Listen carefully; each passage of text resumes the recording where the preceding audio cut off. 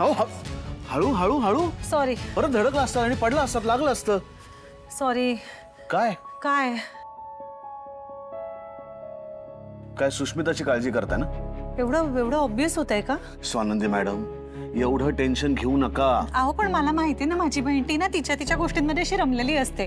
तिचे ऑडिशन्स, तिचं काम, तिचे सेल्फीज दिवसभर काढत राहणं, या सगळ्या गोष्टींमध्ये ती अशी दिवसभर रमलेली असते. पण तिचं लग्न झालंय तेव्हापासून ती त्यातलं काहीच नाही करत आहे, काहीतरी वेगळंच बघायला लागलीये. बरं म्हणताना म्हणतेय की मी आता ऍडल्ट झालीये, पण वागायची अक्कल नाहीये तिला तिच्या वयाप्रमाणे. तुम्ही शांत व्हा. अशी कशी शांत होऊ? हे लग्न झाल्यानंतर असं कोणी स्वतःच्या आवडीनिवडी असं सोडून देतं का? स्वतःचं स्वत्व तर जपलं पाहिजे ना. पण या वयामध्ये तिने स्वतःची आयडेंटिटी क्रिएट केली पाहिजे ना. बस दीर्घ श्वास घ्या. सोडा, परत घ्या. हळू सोडा. बेटर.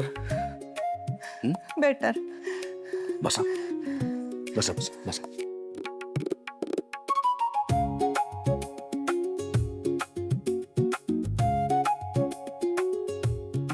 हे घ्या.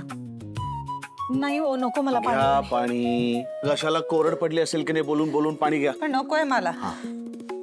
हळू हळू हळू. आणि तुम्ही एवढा स्ट्रेस घेताय स्वानंदी मॅडम? हो, मग आता काय करू? म्हणजे आलाय आता मला स्ट्रेस, मी काय करू त्याचं? परतून लावा त्या स्ट्रेसला. त्याला सांगा माझ्यापर्यंत यायचं नाही, कारण या स्ट्रेसमुळे जर तुमची तब्येत बिघडली ना तर मला ते अजिबात चालणार नाही. मी सांगून ठेवतोय. सॉरी. अहो लहान बहीण म्हणजे बाळ आहे हो ते माझं. मी असं लहानाचं मोठं होताना पाहिलंय तिला. स्वानंदी मॅडम, बाळ मोठं होतं का नाही कधीतरी, आणि तिच्या बाबतीत सगळं छान होईल. डोंट वरी, नका काळजी करू. हे ती जे काय वागते ते बघून वाटतंय खरंच तुम्हाला छान होणार आहे? स्वानंदी मॅडम, ती लग्न करून घरात आल्यानंतर काही ना काहीतरी घडतच आहे.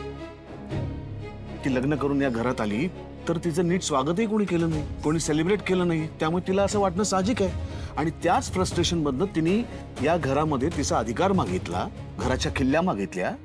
ठीक आहे, आपण 15 दिवस तिला दिल्यात ना, बघूया काय करते ती. पण या सगळ्यात मला तुमचं कौतुक जास्त वाटतं की तुम्ही मोठ्या मनाने त्या किल्ल्या सुष्मिताला दिल्यात. या घरातली मोठी सून आणि सुष्मिताची मोठी बहीण या दोन्ही जबाबदाऱ्या तुम्ही किती छान पद्धतीने निभावल्यात स्वानंदी मॅडम. यासाठी खरं तर तुमचं कौतुक आहे. आणि तुमच्यासारखा आदर्श समोर असताना मला खात्री आहे की सुष्मिता या घरामध्ये अगदी व्यवस्थित रुळेल. त्यामुळे काळजी नसावी. द्या, अजून प्यायचंय? ती रुळेलच हो राजवाडे. पण मला टेन्शन ह्याचं आलंय की तिने आज जे काही केलंय ते काकू आणि अंशुमनच्या सांगण्यावरून केलंय. फक्त तसा पुरावा नाहीये. एकदा का तो पुरावा सापडला की सगळं तुमच्यासमोर उघड करून ठेवीन मी. या माणसात या. शेजारी एक माणूस बसलाय. तुमच्या मनात जे काय चालू आहे ना ते त्याच्याशी शेअर करा, त्याला सांगा. हा, असं स्वतःशी बोलू नका आता. ही फक्त सवय तुमची सुष्मिताने नाही घेतली पाहिजे, मनातल्या मनात बोलण्याची. चला, उशीर झालाय, झोपूया आता. तुम्ही खूप दमलात हो ना? तुम्ही पण.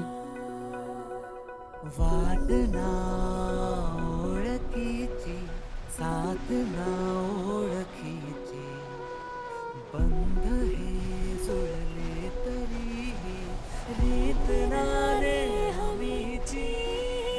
कोण जाणे असा हात सुटता सुटेना, वीण दोघातली तुटेना.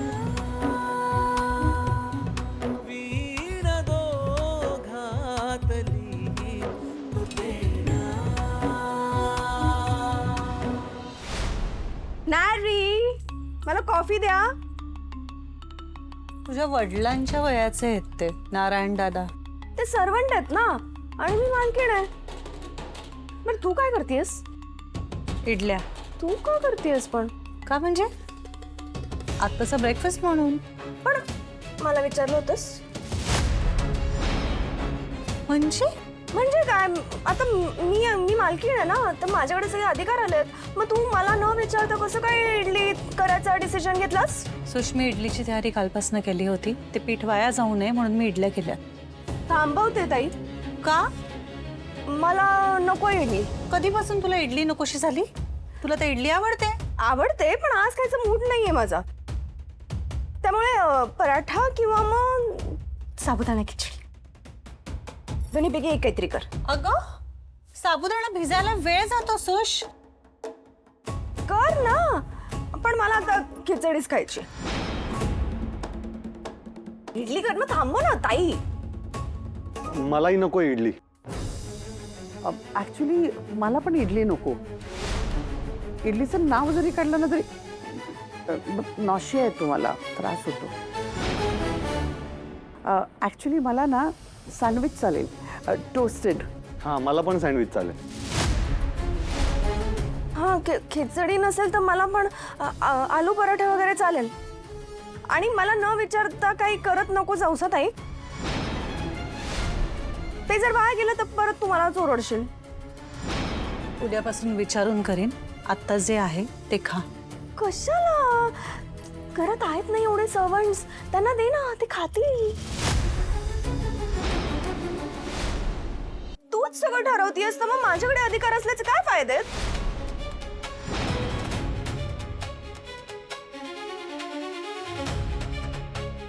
काय झालं?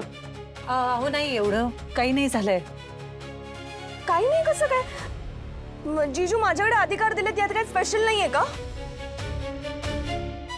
आणि तुम्हाला म्हटलं होतं ना मी, ताई माझं काय ऐकणार नाही. बघा ती तसंच वागतीये. मला न विचारता ब्रेकफास्टचा घाट घातलाय तिने.